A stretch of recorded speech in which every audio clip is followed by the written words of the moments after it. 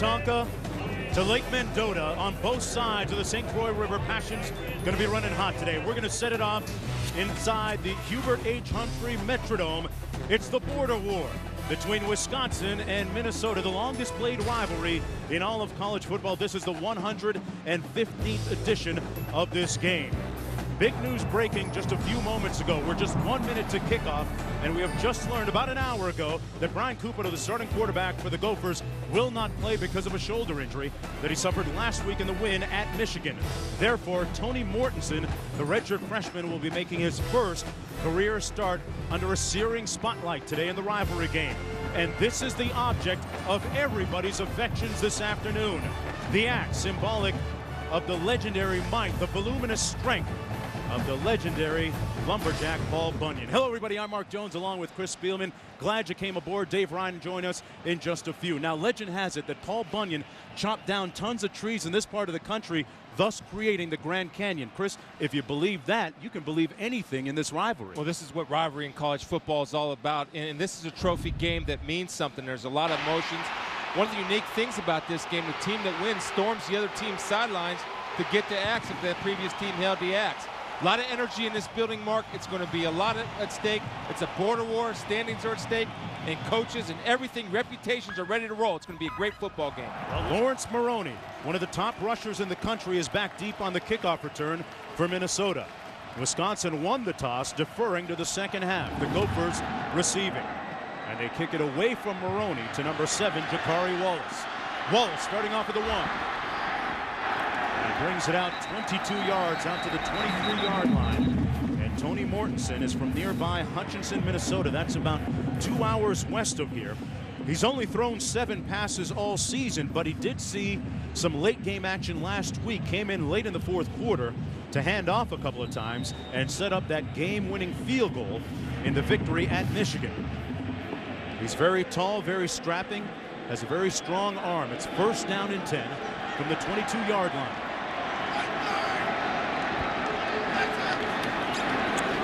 Hands it off to Maroney, tries the right side, not much room. He's brought down at about the 23-yard line, gain of about 1 on the play. Time now for the Nivea for Men starting lineups. Valentine, the fullback, Spaeth, Payne, and Wheelwright, a tall target as the wide receiver. Up front, this is a very talented offensive line. Setterstrom and Esslinger, all-American candidates. It'll be second down and about 8 to go. Single back set, 3 receivers for the Gophers. Spaeth in motion. The toss to Maroney. Maroney brought down after a gain of about 2 yards that time by Dantes Sanders, the emotional leader of that defense for Wisconsin. Let's take a look at the guys up front. They lost all 4 players to the NFL last year. Still waiting for one of those 4 to make a name. The linebackers, Sanders, who made the stop, Zalewski, and Lamar Watkins is the weak side linebacker. And in the secondary, there's going to be Bell, Stellmacher back after missing a couple of games, Rogers and Langford on the corner. Third down, and a long, 6 to go for Minnesota. Mortensen had it batted down at the line of scrimmage. And a very inauspicious beginning for the Golden Gophers. Not so golden on this 3-and-out. It was batted down by number 91, Jason Chapman. So they'll come and punt on the first series. Very auspicious beginning for the Wisconsin Badgers since they got 51 rolled up on them last week. They wanted to make sure they come out and get off to a fast start. And right there, they did. They set the tempo. First strike. They struck first blood. Brandon Williams, number 1, Chris, standing at his own 30-yard line. Justin Kusick punting from his own 11 for Minnesota. Kusick averaging about 39.3 per punt. There's a flag down at the line of scrimmage. Williams fields it on the fly, knocked loose from the ball. And the Gophers have it. They're going to bring it back and mark it at the 34-yard line. Dominique Barber recovered the loose ball. You got to look at the flag now, Mark.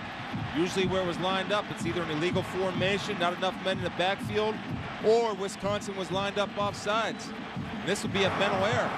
Illegal formation, only 6 men on a line of scrimmage. That's a 5-yard penalty. Repeat, 4th down. Much to the chagrin and disappointment of Glenn Mason, the head coach of Minnesota. That's a mental error right there. And you see right here that one of these guys has to be up on the line of scrimmage, and you got to be able to break the center's rear end. Right here's the rear end. I don't think he's breaking the rear end. And so they bring it back, and that is a mental error. That's something that should never happen at this stage of the season. That costs Minnesota huge. I mean, turnovers are going to be a big part of this game. Right there, they blew up. Glenn Mason in his 9th season at Minnesota. This is potentially the year of the breakthrough for him. They defeated Michigan last week, an opponent they hadn't beaten since 1986.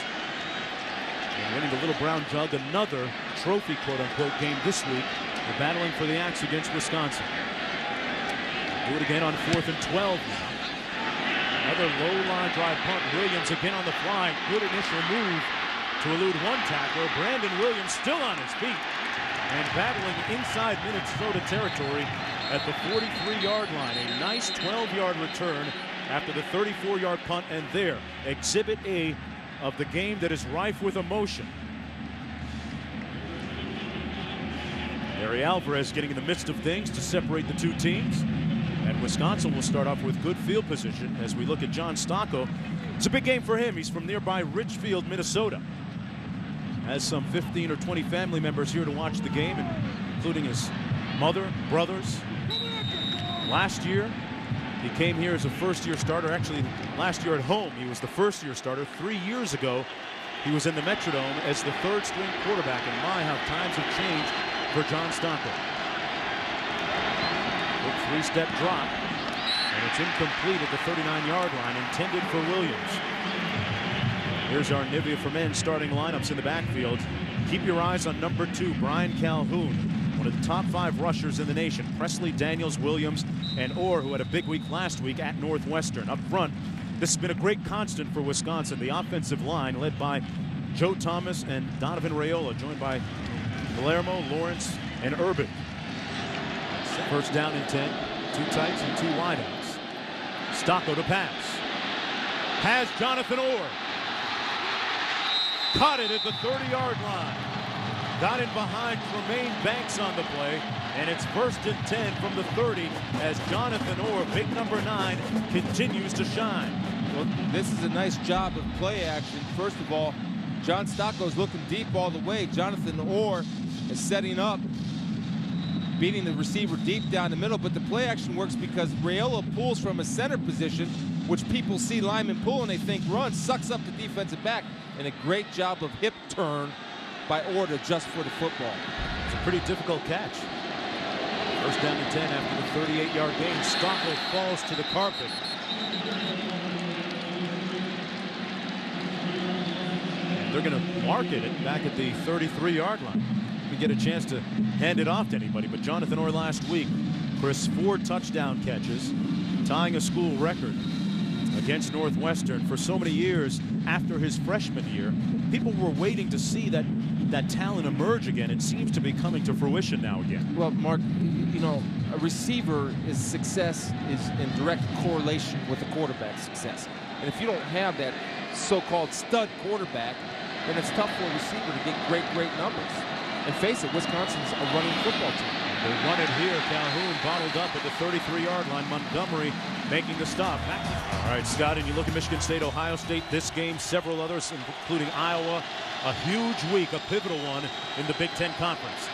Stocco. Williams squeezes it, hangs on this time, and gets down to the 13-yard line. He got in behind Jamal Harris to pick up 20. Mark, if you have 3rd and 12 and you make the commitment to rush 3 and drop 8, you got to drop to the sticks and let the ball be thrown in front of you. That time they jumped the underneath route. Stocco's just patient, waits for Brandon Williams to come across the middle. Easy pitch and catch. Sets up the 1st and 10. Calhoun over the right side made a nice move. And Brian Calhoun, the transfer from Colorado, down to the 6-yard line. And his stuff last year in scout team practice became local legendary folklore. I mean, the way that he would kind of impersonate the opposing team's running backs. Well, you know, we were talking to Brett Bielema about that, and Brett, of course, is slated to become the next head coach of Wisconsin. But to say, hey, imitate Lawrence Maroney, he'd go out and be Lawrence Maroney. He wasn't even being Brian Calhoun. he was putting on a mask, and he turn into somebody else. Second down and 4. Calhoun in motion. Last week got over 100 yards receiving. Stocco. No signal for the touchdown. They're going to mark it just shy of the end zone. Inches away from the white stripe. There's something I've learned about Big Ten quarterbacks. They're all tough guys. They're all very tough guys. This is one of them. John Stocco right here.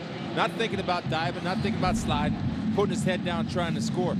Good penetration by Minnesota's defensive line, but Stocco, nice burst through the hole. Look at him, put his head down, try to get a good call by the officials. Ball touches short. That play reminiscent of the run to win the game against Michigan. First down and goal for the Badgers. 33 seconds to go in the period. Calhoun, touchdown, Wisconsin. His 12th of the year, 17th of his career.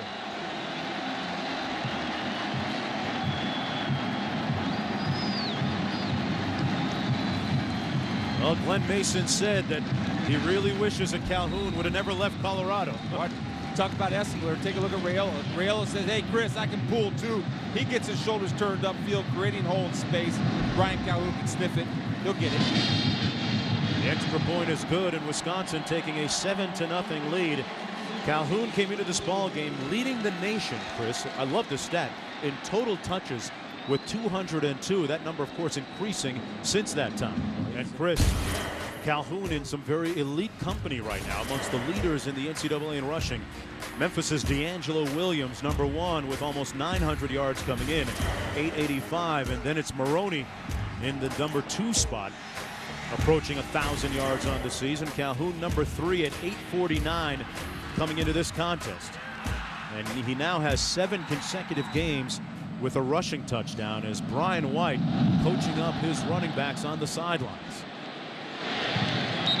Wallace watches it go into the end zone. They'll start off on their own 20-yard line when we come back from the studio. Scott?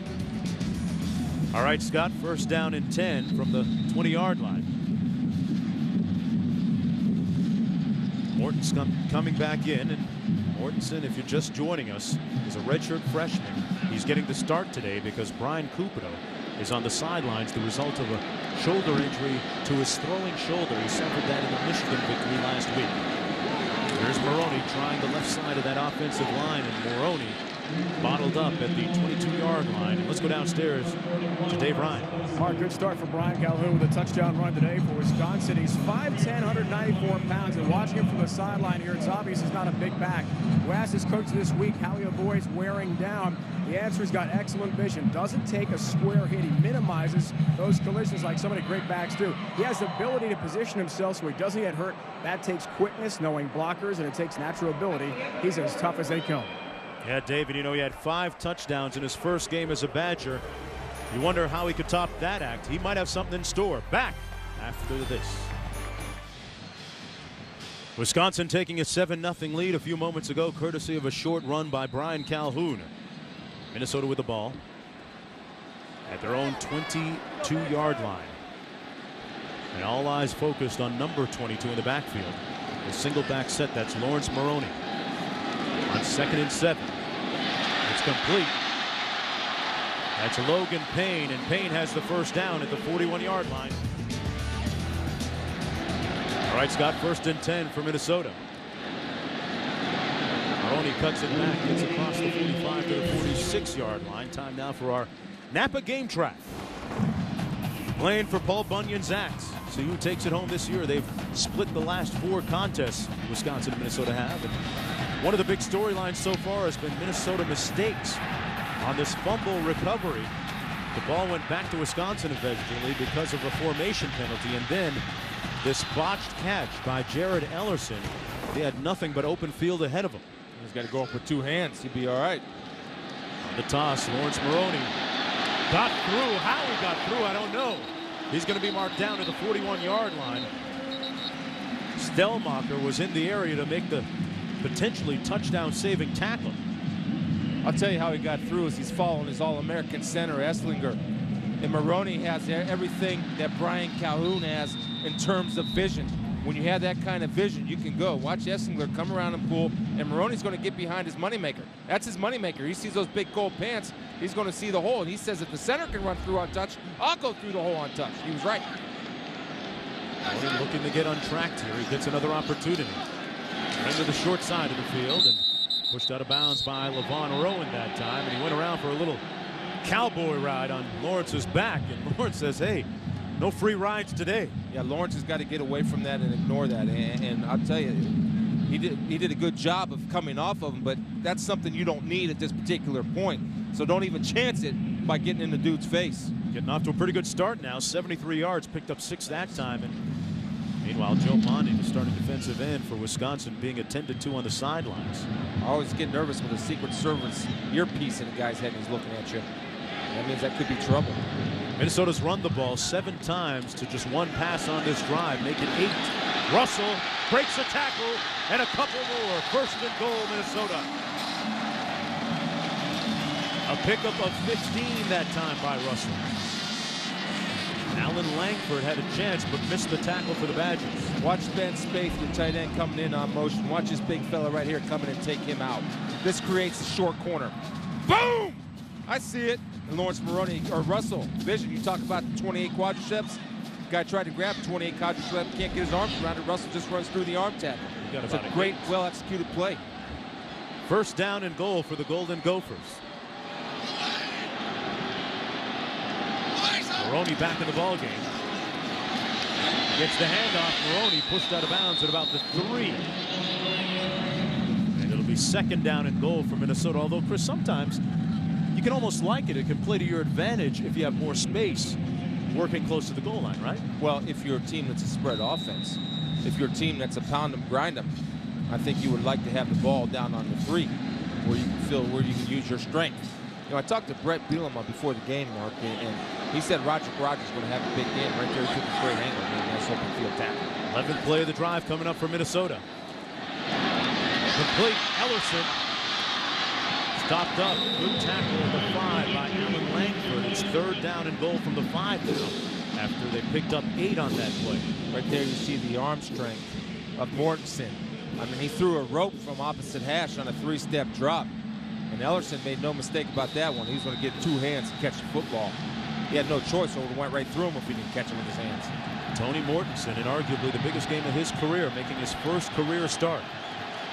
You got big receivers and big tight ends. They're all about 6'5" and above. Russell and Maroney in the backfield, lining up out of the eye. Looking into the end zone. Touchdown! Spaeth.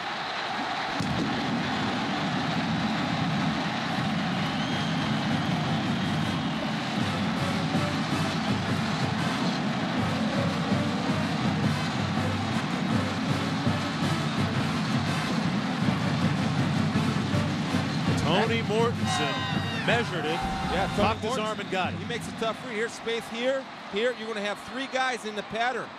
There's the motion guy in pattern. There's Spaeth coming to the corner and Russell. He makes the hard throw. He has Russell all alone, but he goes to Spaeth, makes a difficult throw. It's a great play by Minnesota, set up by play action. Extra point is good by Giannini. Mortensen with his first career touchdown. He figures, hey, no better time to shine than in my first start. We'll be back. Morton down there Mortensen talking to Masakowski, the backup today. Always good to have another pair of eyes looking at what you see. Giannini's kick comes down to the 12-yard line. That's Hampton, Zach Hampton on a nice return here for Wisconsin. But there's a flag down to the 42-yard line, and they might bring this one back. Smart football play. During the return, illegal block in the back, number 3 of the receiving team. That's a 10-yard penalty from the spot of the foul. First down. The thing that really changed John Stockwell was that touchdown run to give them the win against Michigan. Scrambling again. Williams, what a catch at the 29. Airborne and landing without putting down the landing gear. Wow. The Web Gem nominee right there. 26 yards. And that was a crash landing, Chris. Well, you know, Brandon Williams to me is the heart and soul of this Wisconsin offense. We talked about Brian Calhoun, but Brandon Williams plays with passion and emotion. and you see he fell right on the football. But I'm telling you, John Stocco's slinging a rock like he's never slung it in his career. And the more he gets, the more confidence he gets, the more dangerous this offense becomes. First down and 10 for the Badgers at the 29-yard line of Minnesota. Booker Stanley bouncing it outside. Stanley running hard, makes it near the 20-yard line. About 2 yards short of the first down. Can't underscore how important Booker Stanley is to Wisconsin's theme. Well, again, we talk about Russell and Maroney. Well, you have Calhoun and Stanley just as potent. I'll tell you, Minnesota got lucky there. Palermo got away with a hold. He got away with a hold on Lipka, which enabled Stanley to get to the corner. Lipka, the defensive end for the Gophers, former high school teammate of Brian Calhoun, who's back in the ballgame as the tailback. Stocco going to be sacked back at the 30-yard line by Kyle McKenzie.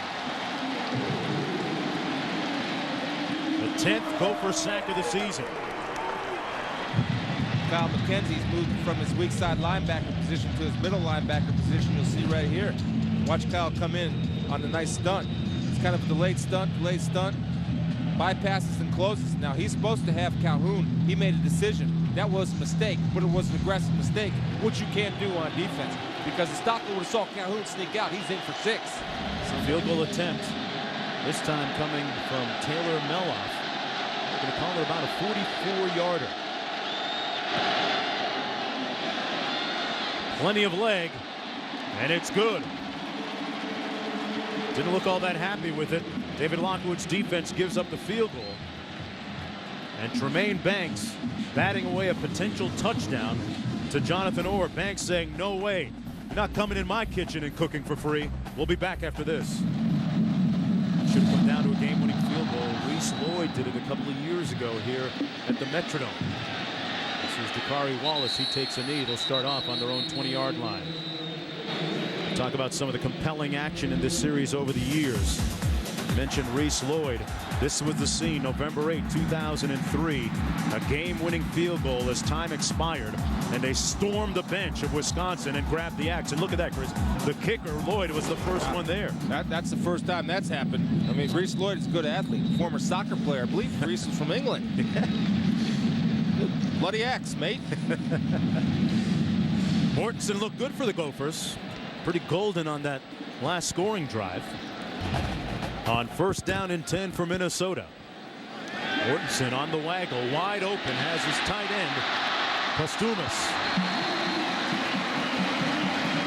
Out at midfield to the 50-yard line, brought down by Stellmacher. Well, that's what Mitch Browning, the offensive coordinator of the Golden Gophers, wants to get done. He wants to give the easy passes, set up by the play action right here. When you are able to run the football, this works for you because you have Wisconsin and Stellmacher jumping to run on the pitch, which allows Postumus to get into the flat. Easy pitch. Offensive coordinator. Yep. Joe Tiller made a great point to us last week. He said just because you have the same players back does not mean you have the same team back. And that can go opposite way if you have new players. Mortensen on the quick 3-step drop completes it to Wheelwright. Wheeling and dealing all the way down to the 13-yard line.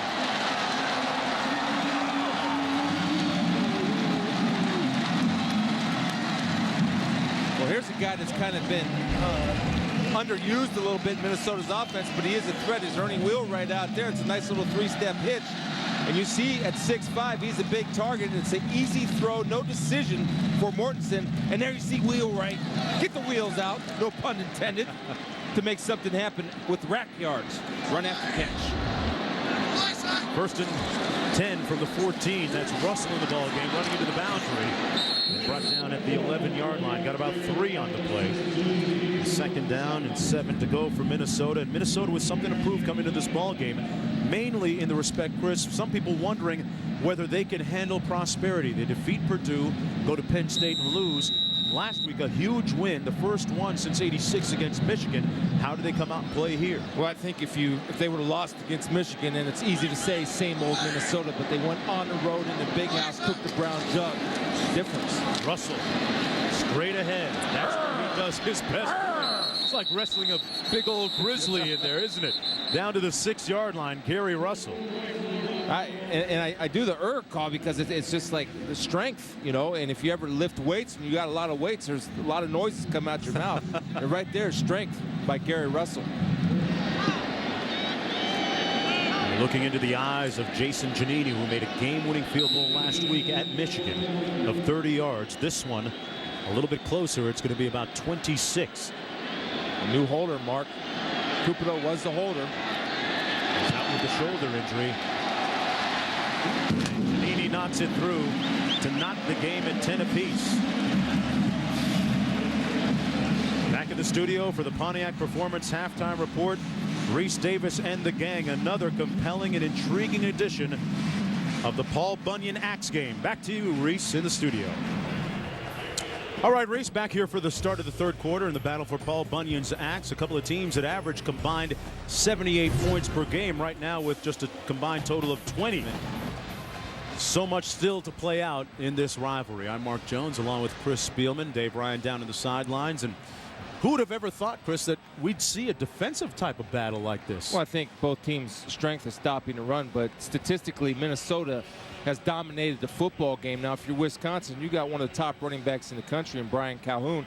He has 14 yards, I believe, on 7 carries. They have to find him a way to get him involved in the offense to be effective in the second half. A much different first half from a year ago in this rivalry when Wisconsin led 31-0 at halftime. A very short kickoff that time by Giannini. And Wisconsin going to have the ball at the 35-yard line. Let's go downstairs to Dave Ryan.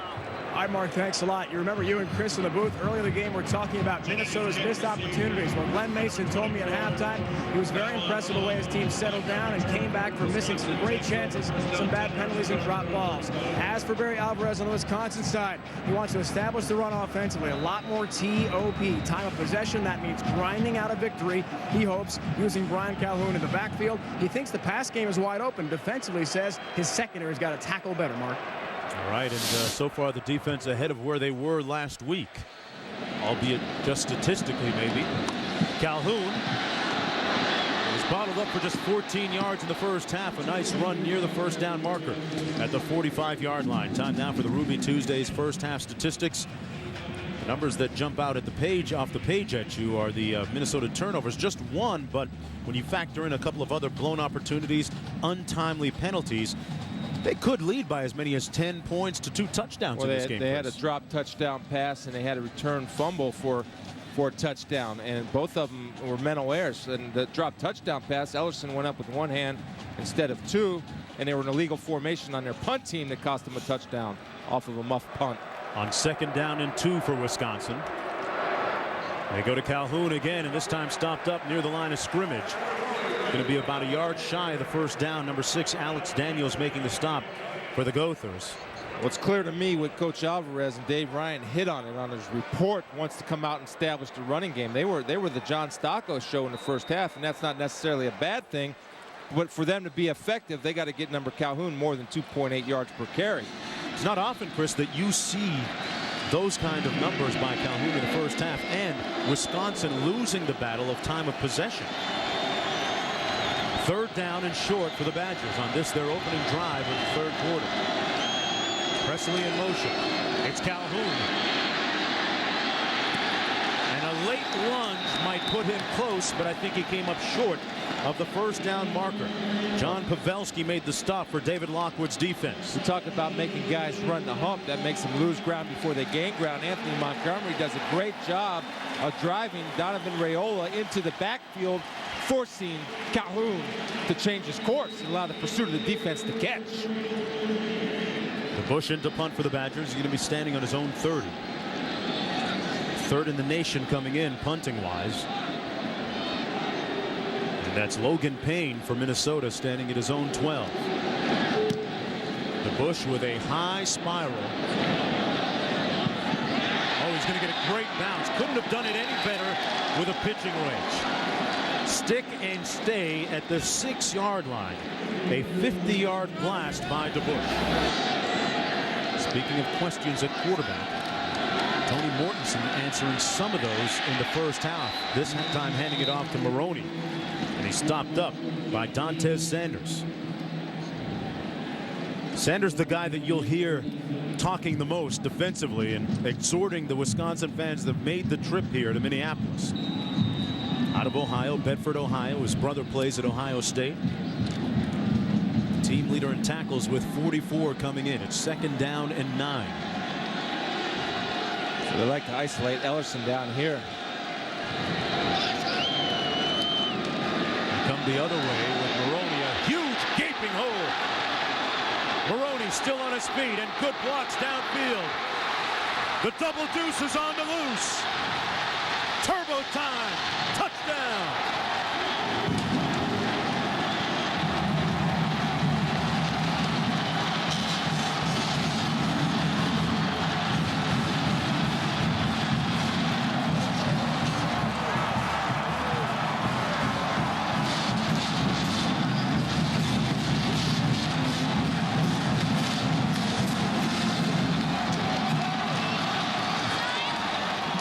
Lawrence Maroney flexing his muscles in a big way, giving Minnesota a 6-point lead, a 93-yard gallop across the turf. Well, what makes a great running back is vision.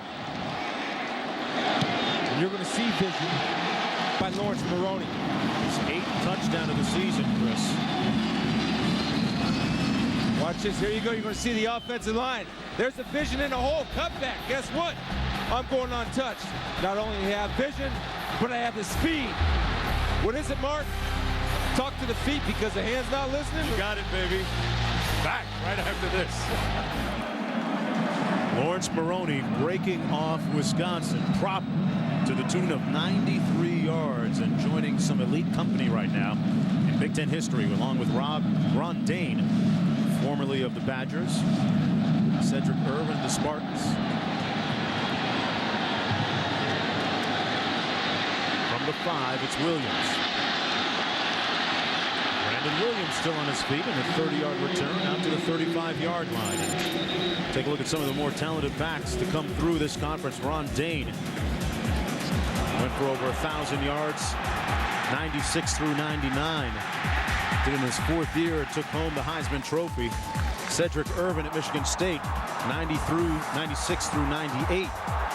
Didn't play a 4th year, was drafted by the Lions, no longer in the league. And Lawrence Maroney joined that elite group. And what a gift and what a benefit it is when you have a home run hitter out of the backfield like that. Well, that and the power that he brings and speed, Mark, is something that it's tough to defend. Conversely, Chris, Calhoun has been bottled up, that time by Tremaine Banks. A loss of a yard on the play. See, it looks like Lawrence's dreads are still on fire. He was running so fast. He has great speed, Mark, and that's hard to catch from behind. Got to get just beyond the 45 for the first down. Owen Daniels in motion. Stocco pulls the trigger, and it's incomplete at the 48-yard line.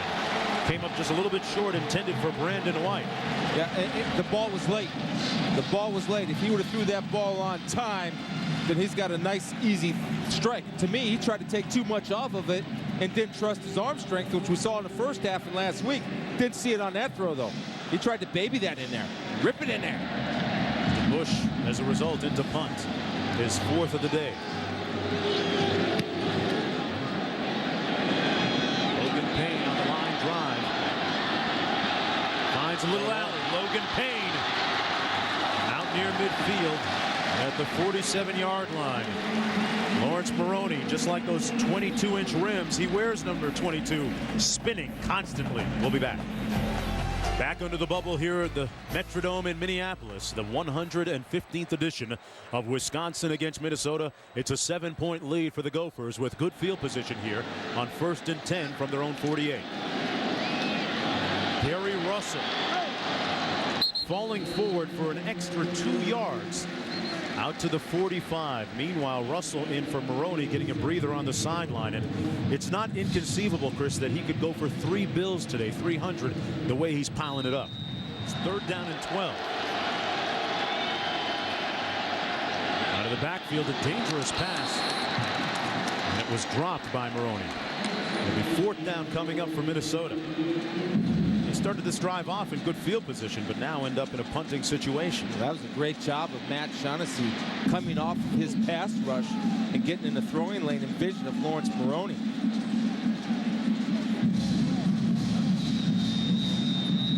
Actually, going to send in a field goal unit. Giannini, his only miss this year has been from 51 yards out. He's got a couple misses, but the longest he's made has been from 49. Has plenty of leg. And he got it. Jason Giannini gives Wisconsin a 10-point deficit to deal with now. With several generations of his family members watching here in attendance. Jason, not terrible on this one, just right. Back here under the bubble, Minnesota leading Wisconsin 20-10. And a lot of exuberance being displayed by the Minnesota fans, and why not? Their team up by 10 points as they lined up early to get the best seats here inside the Metrodome. That started yesterday. Brandon Williams on the kickoff return for the Badgers out to the 32-yard line on 1st and 10. And on a scale of 1 to 10, he says that they revamped that defense about an 8, making it much more simple for the guys to play. Here's Calhoun down to the 31-yard line. Chris, it sounds a little bit trite, cliche-ish, but what does he mean in terms of simplifying things specifically? Well, you don't have as many adjustments. You line yourself up in your sound. The one thing you want to be as a defense is sound. That means everybody has the right gaps, and the problem Wisconsin was having last week and a little bit today is lack of communication. Well, I'm sure he wanted to make sure communication was good amongst his defense. And the other thing is, I asked him this question yesterday, is the defense starting to take your personality? He said, almost. They didn't against Penn State, he said, but they did last week against Michigan. On 2nd down and 5, a bunch formation to the left. Hand off to Booker Stanley with a nice hold. And Stanley down to the 23-yard line. The Badgers moving the chains. Let's take a look at today's Under Armour advantage. And the running back story. Calhoun doing a little bit better here in the second half, now with 41 yards. Maroney with 192 on the other side of the field. Well, this is Wisconsin football. I mean, they've made a determination that they're going to come out and stick with their game plan. Even their first 2 series were 3 and out. They're still sticking with their game plan and starting to pound Minnesota. And they're winning the battle up front. 10th play of the Wisconsin drive with Booker Stanley in the backfield. Play fake by Stocco. Little pump fake which bruises the defense, and Stocco tiptoes out of bounds at the 18-yard line. Stocco with some good speed and good agility and strength. He actually was the runner-up in Wisconsin's slam dunk contest preseason a couple of years ago. Got some hops too. Well, the biggest thing that he has, Mark, there was never a question on John Stocco's ability to play quarterback, but there was a little bit of a question on his confidence. And even to this day, he threw a bad pass at the end of the game at Northwestern, but he had his best day as a quarterback, and his confidence grew, and I see that confidence is continuing today. Yeah, he's already passed for more touchdowns this year than he did all of last season. 2nd down and 5 for the Badgers. Little counter draw to Calhoun. Touchdown!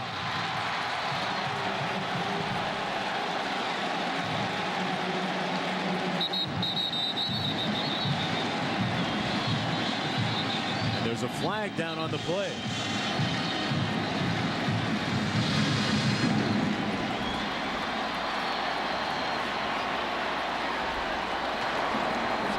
After the score, personal foul, number 15 of the defense.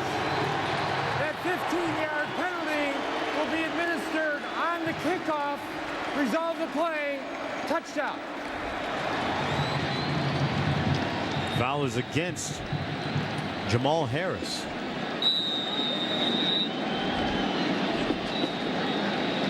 Off in for the extra point, which would cut the Minnesota lead to just 3 points.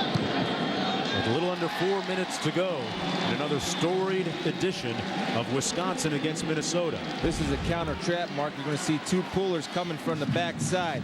And a way to stop this play is you have to get penetration and knock off the blockers. When the blockers are able to get upfield and get a hat on a hat, Brian Calhoun's too good, he'll make the unblocked guy miss, and you see Brandon Williams, excuse me, getting a block as receivers blocking downfield. There's the late hit by Jamal Harris, 3 yards deep in the end zone. That's a little ticky-tack. That's ticky-tack. If he gave him a bump, if he was going to hit him, hit him. What does Lawrence Maroney have to say now with 3:55 to go in the third quarter? His team leading by a tenuous 3 points. They tack on the 15-yard penalty. And Wisconsin will kick off from midfield at the 50. Now, I don't drive it through the end zone, Mark. I try to high pop it, let my defense run down. So obviously, they don't have a long way to run to try to pin them that way. Eloff hangs it high and through the back of the end zone. Let's go back to the studio with Reese Davis.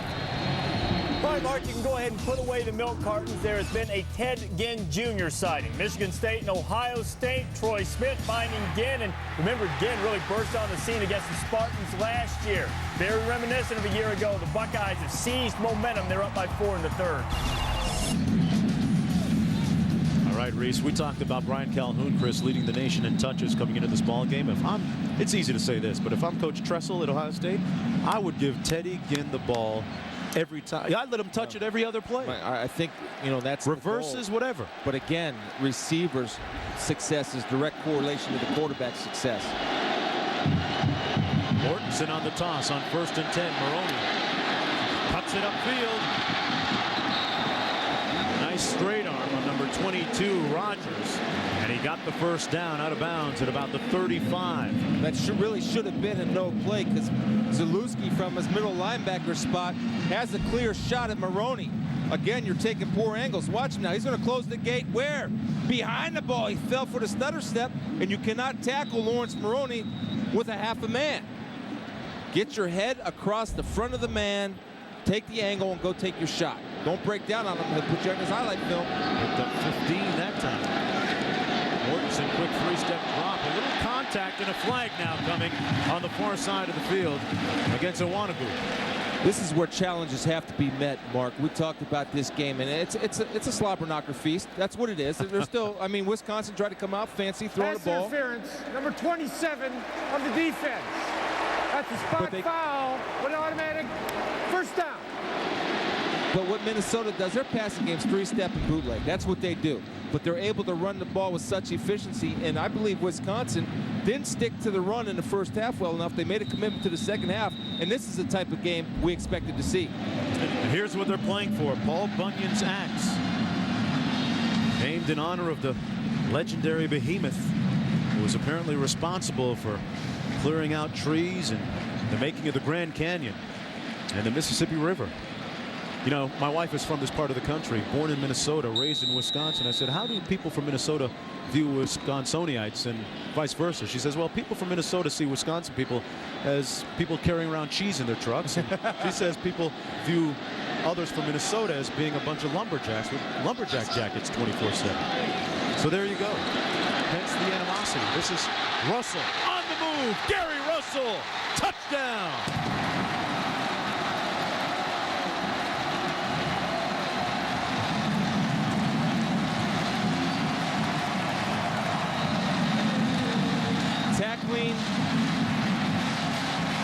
Tackling. Poor tackling in all of football is evident, and you'll see that on this run. Tupano's excited. It's his guys out there. But the tackling and the effort right now for Wisconsin is what's killing them to stop the run. You know what they're doing. It's no mystery. Giannini in for the extra point. It doesn't make it any easier when you've got a head of steam named Gary Russell bearing down on you. At 5'11", 215 pounds, and great lower body strength, breaking tackles. You see right there, Esslinger again. We talk about him. He's going to get Zalewski on the ground. Gary Russell with burst. Then if you tackle again and you come high and behind the man, you have no shot. And Gary Russell with another big play. Last week it was the 61-yard run late in the fourth quarter up in Ann Arbor. This week, a touchdown run of 37 yards to give Minnesota a 27-17 lead.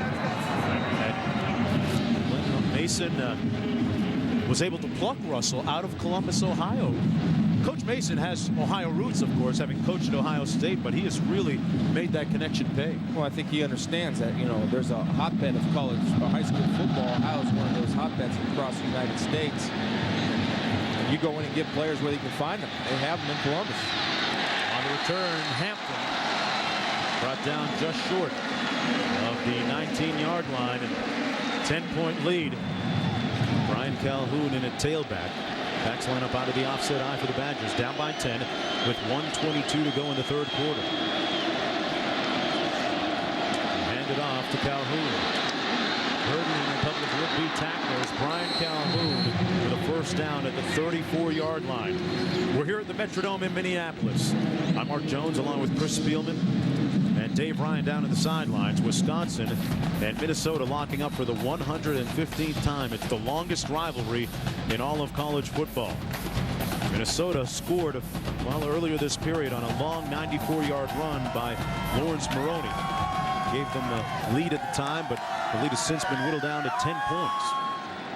First down and 10 for Wisconsin.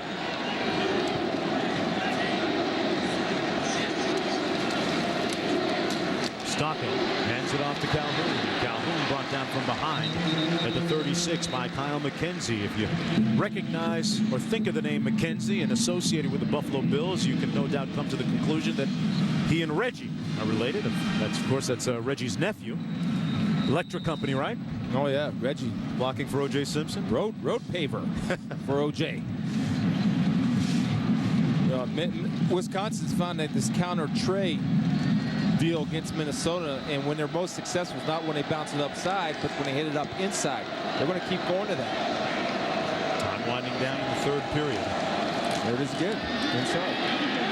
Going to their man again, Calhoun out to the 39, about 6 yards short of the first down. Mario Reese made the stop on the play, and 45 minutes are in the books in this one. Two different sets of passions and values on either side of the St. Croix. We'll decide it when we come back. Back here for the final 15 minutes at the Metrodome. Minnesota leading Wisconsin by 10. And Wisconsin Badger fans that have made the trip, doing their traditional practice, jumping around. The song inspired by the House of Pain. So far, it's been the House of Pain in favor of Minnesota. Looking downfield at Jonathan Orr. Complete at the 30-yard line. Orr absorbing the hit from Banks to pick up 13 yards. Oftentimes, college football mimics the NFL. And this is how it's mimicking the NFL right now when you have a 6'4" wide receiver that has hops, that Jermaine Banks, even though he has a good break on the football, has no chance because of the size difference that Orr presents. Orr had several big plays last week in that loss at Northwestern. 4 touchdown catches. First and 10 from the 30. Calhoun. Oh, what a move. Brian Calhoun near another first down. He got it at the 19. Stocco on the move with the offense. First and 10 from the 20. Hands it off to Calhoun. Got a block. Calhoun down to the 2-yard line. A 17-yard gain, and it's first and goal for Wisconsin. Pavelski finally made the tackle. Well, here's where we talked about mirror images of teams. And this is the outside zone play when they try to get players and outflank it. Watch Raiola come on. This is a big man, over 300 pounds, able to pull. Brian Calhoun's a smart guy. There's Raiola getting a seal block. Brian Calhoun is shifty. Look at that. You never get a square hit on him. That's why, as they said, Coach Chris, that's why you don't get banged up, because he doesn't take square shots. Reminds me of another guy played with Barry Sanders. He never took a square shot. First and goal. Calhoun dime again. Touchdown Badgers. Decisively, convincingly, inexorably moving down the field. And now looking to narrow the lead to just 3 points. What a statement, Chris, by the offense. Mark, it is, because Minnesota had a turnover. They had a touchdown that was negated by a holding call. And ever since then, Wisconsin responded to the challenge. Nobody's going to go away easy in this game. It's going down to the wire for the Axe. Third touchdown of the game for Brian Calhoun. And with the extra point, the lead is down to a tenuous 3 points. Brian Calhoun, the transfer from the University of Colorado, giving his offensive unit a huge lift and a boost here in the second half of play. But I like the adjustment that Paul Christ and Barry Alvarez made at halftime, where they came out and they've committed to the run in the second half. And certainly that's who they are, and it's starting to pay off, where Calhoun only had 14 yards on 7 carries in the first half. Does that mean no more Aristotle like last week? Might be. Taking it away from Maroney. Bring it. This is Wallace, and he's going to take a knee. First and 10. Hands it off to Russell, and Russell, hard running, tough blocking. Out near midfield at the 49-yard line. Gary Russell out of Columbus, Ohio. He, along with Alex Daniels and a couple of talented guys out of Columbus, and moving in on another career high for another back, Gary Russell. Earlier today, Maroney notched a career high rushing. Well, last week Terrell Sutton put up a career high, although brief career, it's still a career high. 2nd and 6.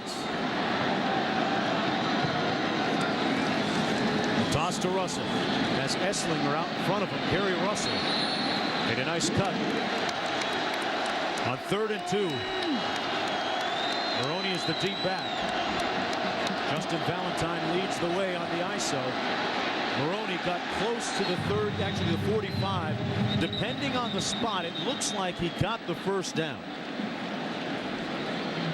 And this is really starting to look like Wisconsin-type football, just handing it off and grinding clock, but Minnesota leading by just 3 points. First down and 10. Minnesota on the move. Under 8 minutes to go. Run the ball 8 times on this 8-play drive. Make it 9 in a row. Maroney bottled up. Took one tackler off, and he lost his shoe back at the 46-yard line. Dontez Sanders got all that and then the shoe. I'm going to try a little prediction game right here. Anytime Wisconsin wants a play action pass, they have, or Minnesota, Wisconsin is committing everybody to stop the run. If they want a play action pass, it's certainly something that could bust for them. Yeah, with 9 consecutive runs. You might think so.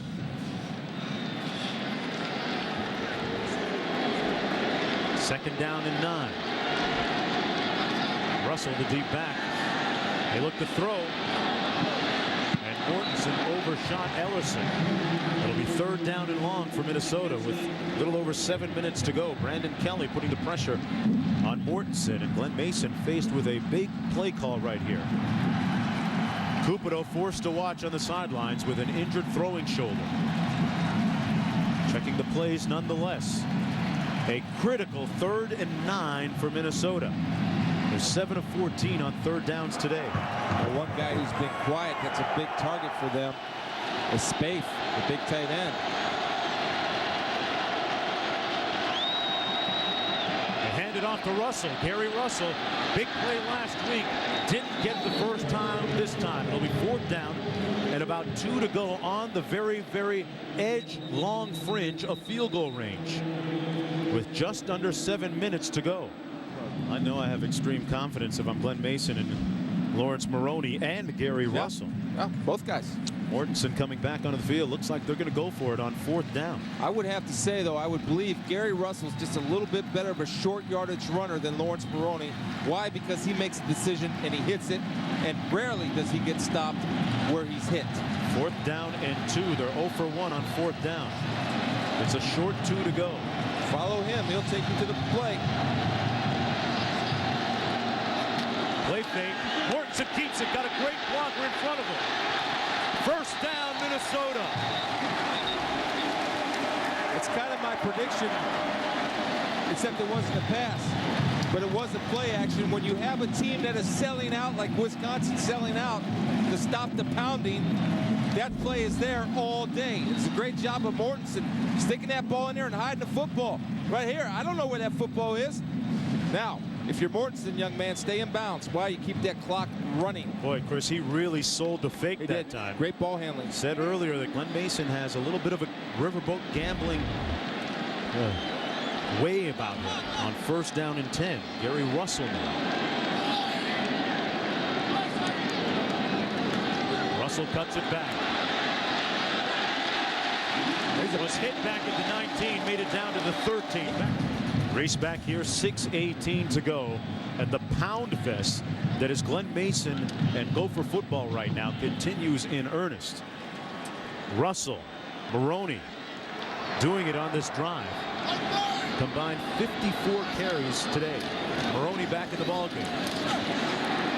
And he stopped up, piled up at the 13-yard line and downstairs to Dave.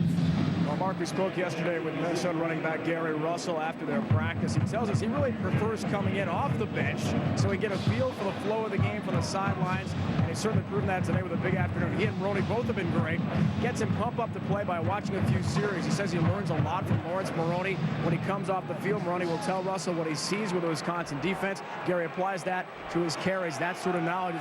1-2 punch has been fabulous all day, Mark. And last year it was Marion Barber III and Maroney, both of them going over 1,000 yards. Not inconceivable. Maybe it might happen again with Russell and Maroney. 2nd and 10. Maroney to the short side of the field. Jumped down to the 11-yard line. Just over 5 minutes to go, and this is the battle, the 115th for Paul Bunyan's axe. Big Matt Spaeth at 6'6", the tight end, already has 1 touchdown to catch today, right here. They like him in the red zone. They like Russell too. Russell down to the 4-yard line, stopped up about a yard shy of the first down. It's another decision. Russell's saying, let's go for it. They made it the last time on 4th and a long, actually a short 2. Well, to me, this is the ball game. If Coach Mason decides to go for it, that pretty much hammers Wisconsin. Now you got to make a decision. You put points on the board, you make it a touchdown game to tie. If you don't get it, it's only a field goal for the tie. And get a first down. Clock running down, and Mortensen coming back over to the sideline. They're going to call another one. Yeah, this is a timeout because he has a young quarterback, Mark. He wants to make sure he understands what they want done. Combined 56 rushes between Maroney and Russell. And to think that the irony, Amir Penix, number 29, is the number 3 tailback. He's got a world of talent, and he doesn't see the field that much. You know, you've got to see Russell win as the back here, too. Why do I say that? Because I believe he's a better short yardage runner than Lawrence Maroney. But they have Russell at the fullback now, so they have both of them in the ball game.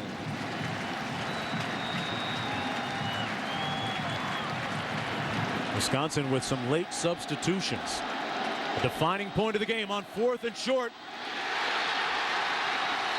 They're going to mark it short of the end zone at about the 1-yard line, just inside the 1. Maroney got the first down. You get the feeling that nobody can stop them right now. At least that's what they think, Chris. See Gary Russell getting a great block. And Lawrence Maroney, is he in the end zone? No, he's just short. Excellent call by the officials. If Wisconsin tried to substitute late, there might have been some confusion or that lack of communication that they've been having problems with. I sneaked the football here. 1st and goal. Russell and Maroney out of the eye. It's Maroney. Met with feeling by Joel Stellmacher. The strong safety came up, and this is not the time to lose your head, although that type of hit can make you. The great hit by Stellmacher, coming up and taking Maroney high. Watch Stellmacher fill. He's the on-block player. Here comes the fill, and bam, see, he hits him high. That way Lawrence Maroney can't go over the top of him to reach the football. But excellent form tackle, put his face on his face. Man to man, find out who's tougher. And that's a great job by Stellmacher, standing him straight up. From just inside the 1-yard line, it's 2nd down and goal for the Gophers. Looking to perhaps seal this one away. And Russell. Touchdown.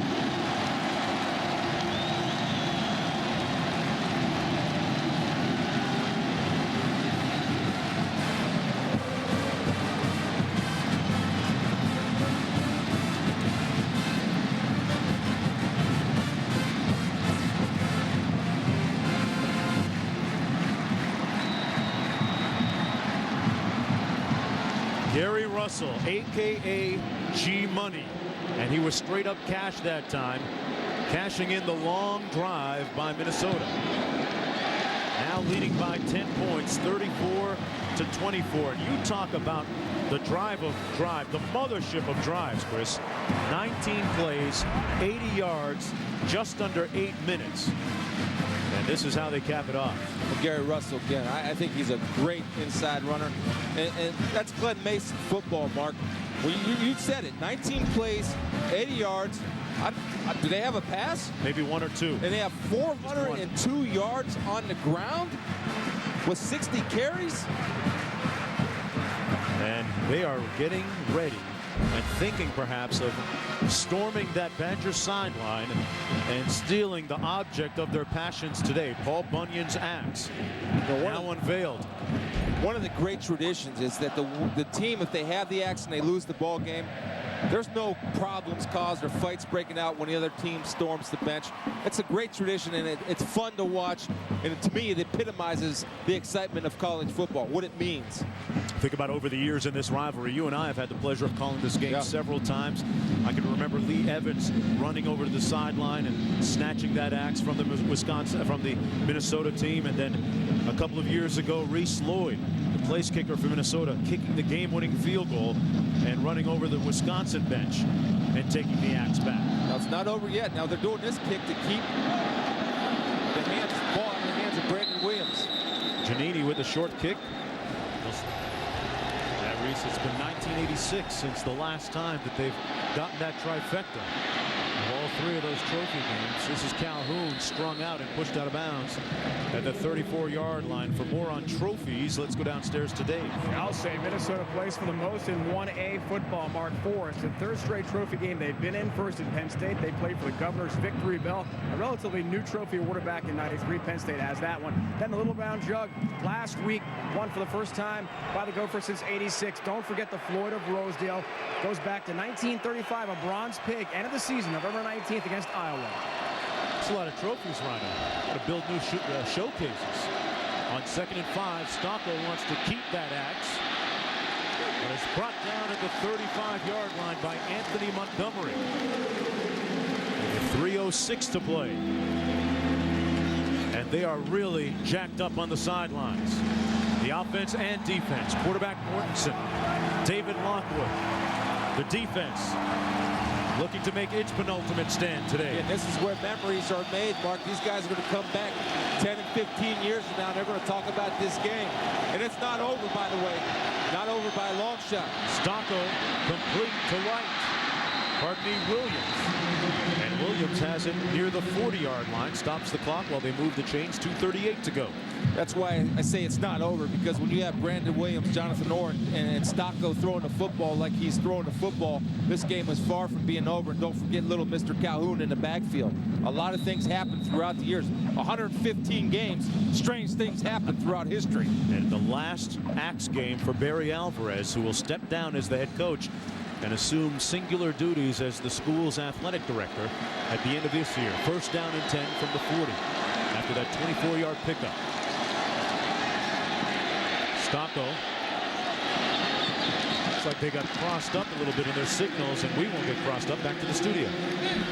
All right, Mark, Michigan State's offense has dominated the game against Ohio State, putting up huge numbers, but not enough numbers on the scoreboard. This play, very reminiscent of a touchdown earlier in the game from Troy Smith to Santonio Holmes. Holmes keeps his feet, and the Buckeyes have taken the lead. Less than 5 minutes to go. They're up 4. Wow. Nice leap into the end zone. 2nd down and 10. Wisconsin down again late in the 4th quarter, like last week at Northwestern. They tried to set up the screen. Calhoun brought down at the 35-yard line, about 5 yards short of the 1st down. Keith Lipka, who is Calhoun's former high school teammate, in on the stop. 3rd down and 5 for the Badgers from the 35-yard line of Minnesota.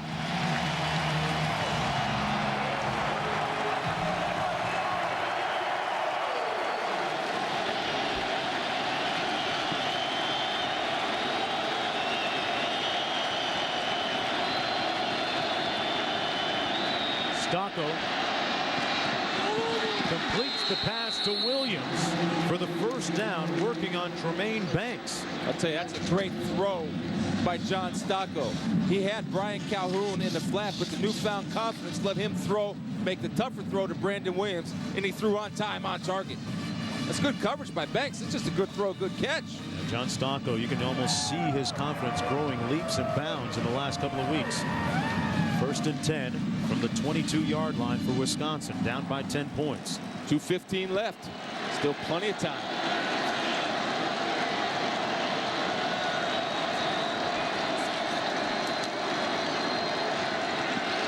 Stocco. Touchdown! And a flag on the play. Williams with a great grab. We have a late face mask, inadvertent face mask. The great catch by Brandon Williams, and a gutsy throw by John Stocco with maroon jerseys all over his feet. Here's the call. Personal foul, face mask, number 2 of the defense. That 15-yard penalty will be administered on a kickoff. Resolve the play, touchdown. Brandon Williams throws a knife move. He fakes a 7 route. Tremaine Banks falls down. Jones is in good position. He goes for the football, but he waits on the football to come to him as opposed to getting the football and going to get it. And there's Stocco. He's a different quarterback. Oh. Williams rocked Tremaine Banks' world on that move. I mean, you talk about breaking ankles. A couple fractured fibulas on that one. Great move by Williams with his 175th career pass reception. With 2:10 to go and Wisconsin kicking off from midfield. Brandon Williams in the process tying the school record for receptions. This is the hands team for the receivers. And for those who don't know, the hands team is comprised of receivers, tight ends, anybody that's deemed to have good hands on your squad. Right here, look, they'll line up a whole different way. See everybody up here at the line of scrimmage? That's a hands team. Do you like an onside kick here? Absolutely. I think you have to onside kick because you only have one timeout left. And the way they've been pounding the football on you, I think you have to do what you got to do. Right here, see, now they have to adjust the hands team because look, there's a gaggle of Badgers over there. They're using DeBush this time on the kickoff. Got a good bounce. It's loose. It's live. Maroney running it down, and he pounces on it safely at the 7-yard line.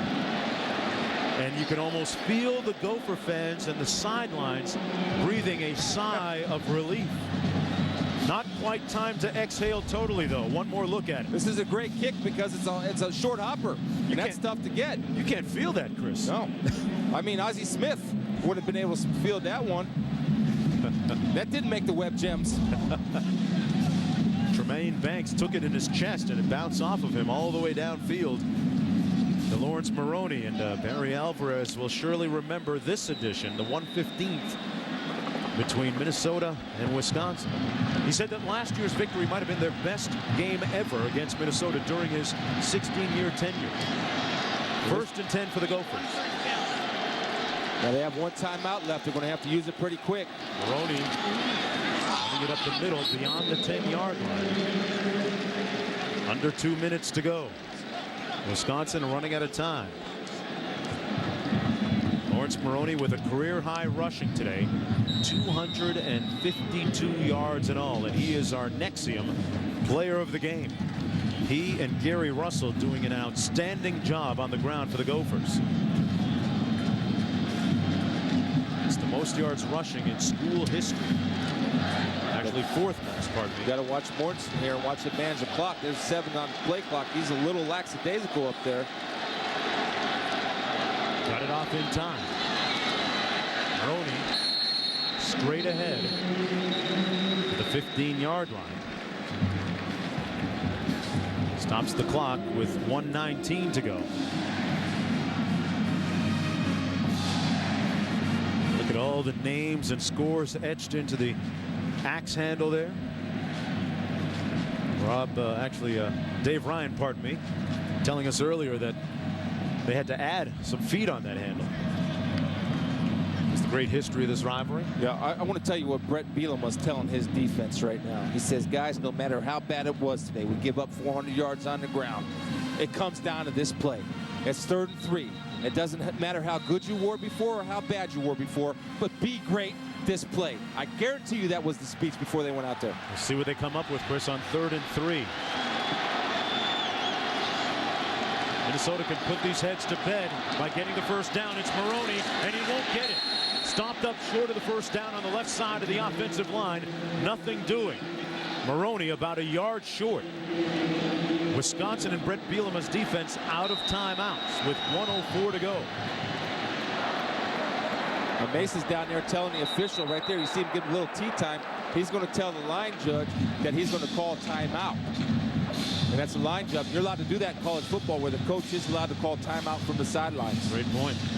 On 4th down and 1, Wisconsin would just have to get into field goal range. And Taylor Meloff has a very strong leg. He's their place kicker, but will he get an opportunity? Clock stops with 35 seconds to go. Minnesota with a 3-point lead and 1 timeout remaining. They'll have to punt it away here. Brandon Williams, the punt returner for Wisconsin, has a touchdown already this year on a punt return. And Barry Alvarez would love nothing more than to get another one here. Williams had a touchdown catch a few moments ago, in the process tying a school receiving record. Lawrence Maroney has done a lot of heavy lifting today. Well, gutsy call would be to run a fake, wouldn't it? A gutsy? I call it something else. Gutsy or crazy, depending on the outcome of it. There's a look at Meloff. 35 seconds to go. Meloff did a lot of work in the offseason. Went to kicking camp out in California, trying to refine his mechanics. See 44 for 4, 40 to 49. So ideally, with the time left, that would be suitable field position for the Wisconsin offense to give him a chance. They've got to get into field goal range, though. Kusek now will punt, and Minnesota needs a good effort from him. And they need a good effort from their coverage teams, Mark, because number 1, Brandon Williams back there, who, as you mentioned earlier, has taken one back this year, can return the football. He was the Big Ten Conference Special Teams Player of the Week a few weeks ago. Here's the punt coming from Kusek.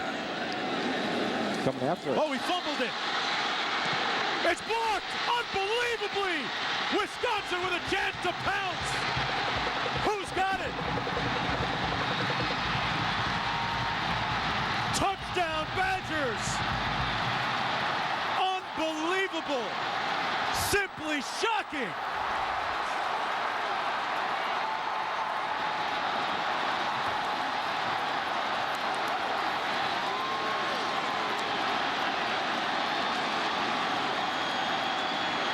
That's why you call timeout, to make sure you can only do so much. You can't have the punter drop the football. Now, the game's not over yet.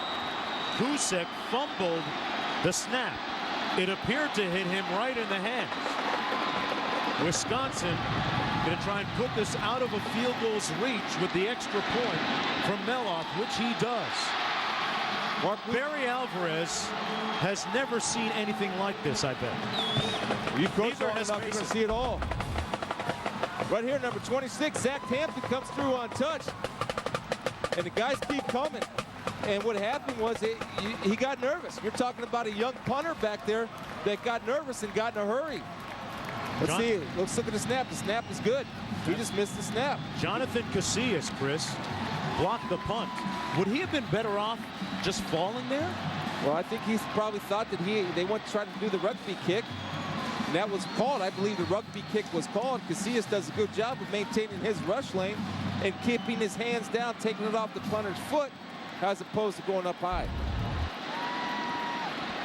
Glenn Mason is apoplectic right now. He can't believe what happened. In relative shock, as are most of the 60,000 plus fans here, most of them Gopher fans. You think about all the miscues today by Minnesota. The holding penalty, which cost them a touchdown run by Maroney. The formation penalty, which cost them a potential touchdown, or at least possession on the fumble punt by Wisconsin. And And the Axe resting comfortably still for the moment on the Wisconsin sideline. Will it stay there? Just one of the questions that begs with 30 seconds to go.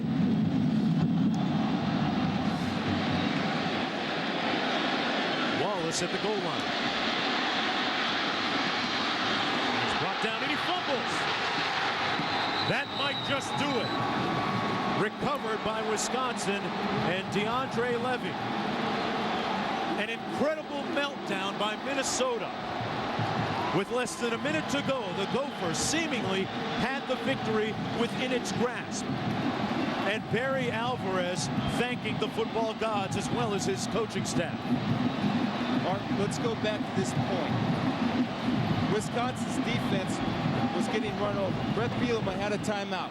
Brett Bielema says it doesn't matter how good you were or how bad you were. The game comes down to this play. His defense answers the bell. Minnesota, another miscue, another misfortune, another thing of lack of execution cost them the football game. With 23 seconds to go, the 115th edition of Minnesota and Wisconsin will go down in the books as a miraculous turnaround for Barry Alvarez in his last game against Minnesota, his 16th in all. And for Minnesota, it will go down as a rancorous, bitter, bilious defeat. You can't think of a worse scenario for a meltdown. The final score, 38-34. A conciliatory handshake for Glenn Mason from Barry Alvarez. And the Axe remains headed for the goalpost. Dontez Sanders, the linebacker, chopping it down, and with it, chopping down the hopes of Minnesota, remaining perhaps in the conference race. Let's go downstairs today. Barry Alvarez, how does this game rank in terms of the drama and excitement in this great rivalry? Well, you know what? We've had some wonderful shootouts with them. I thought two teams really fought hard today and battled. I'm proud of my guys because they didn't quit. When you think you've seen it all, you haven't seen it all. It was unbelievable to finish a game like this. Really proud of my kids.